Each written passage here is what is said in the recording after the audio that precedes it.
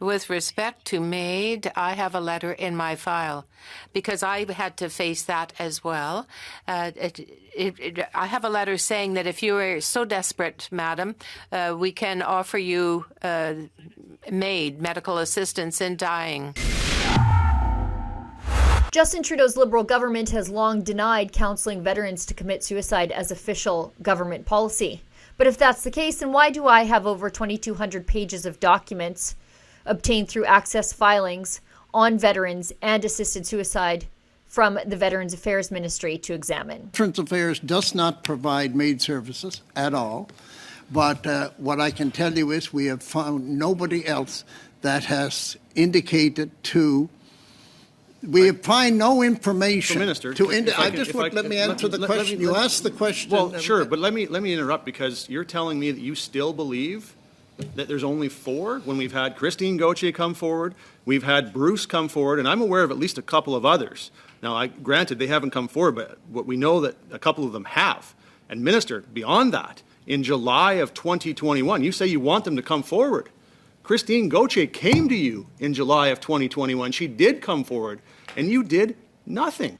At first, they said it was only 4 veterans, but eventually, Lawrence MacAulay, the Veterans Affairs Minister, admitted that it could be as many as 5 veterans being counseled by a lone Veterans Affairs caseworker to use the government to kill themselves through a euthanasia program called Medical Assistance in Dying. According to MacAulay, this unnamed angel of death, lone wolf caseworker working within his ministry was suspended, but we've never really known how many deaths that person was responsible for. And despite numerous veterans coming forward to say that they had been counseled to commit suicide by multiple different caseworkers in multiple Veterans Affairs offices across the country, MacAulay has denied that it was a ministry practice used to deal with complex, desperate veterans denied the care they need by the government they promised to serve in exchange for that care. My name is Mark Meinke. I'm an Army veteran who served with the Princess Patricia's Canadian Light Infantry. In 1994, I served as a UN peacekeeper during the genocide in Croatia. And for the record, it was not ethnic cleansing. I hate that word. It was a genocide. Ethnic cleansing is a euphemism. I was on rotation for Operation Harmony. As a result of my service and numerous incidents that happened during my tour, I was injured with PTSD. A fellow veteran who runs peer support put his hand on my shoulder and said, let's talk. You should come off to peer support. I'm like, no, that's not for me, man. But he convinced me, and I went, and it grew. Then I became a peer support facilitator a year later. The veteran, as a result of that this is all about, came to me directly and gave me 2 recordings that were said on Wednesday to not exist. And they are in my possession, and they're on my phone.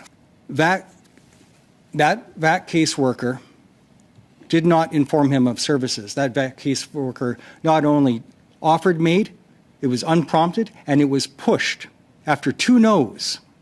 You'd think 2 no's would do it. It did not.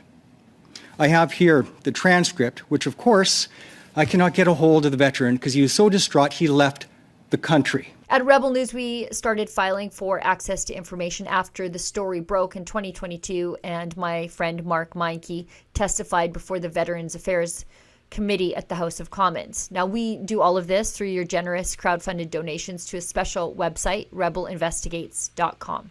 You help us offset our enormous filing and research fees so that we can hold the government to account for the things they do and say behind closed doors about and to Canadians.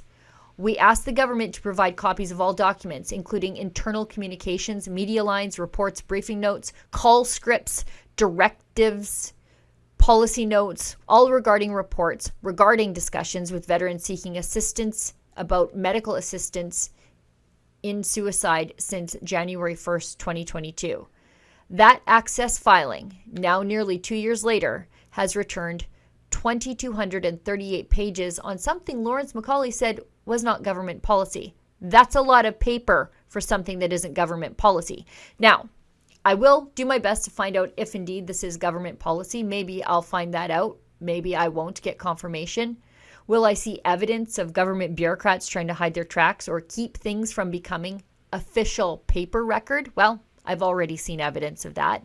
I'm currently in the process of going through these 2,200 plus pages, but I wanted to let you know what we're doing behind the scenes to find out the real story about Justin Trudeau's inhumane and despicable treatment of Canadian veterans. We want to hold the people involved responsible by shining the disinfectant of sunlight onto the actions they've done in the darkness. If you'd like to help offset our research costs, please consider making a donation at rebelinvestigates.com. You got us this far. Help us keep going, and we will publish the documents in full once we've examined them so you can read them for yourself. For Rebel News, I'm Sheila Gunn Reid. What I'm already seeing in these documents makes me realize that I need to file for further access to information within the Veterans Affairs Ministry. If you'd like to help us offset those filing and the enormous research costs to go through these documents, please consider making a donation at rebelinvestigates.com.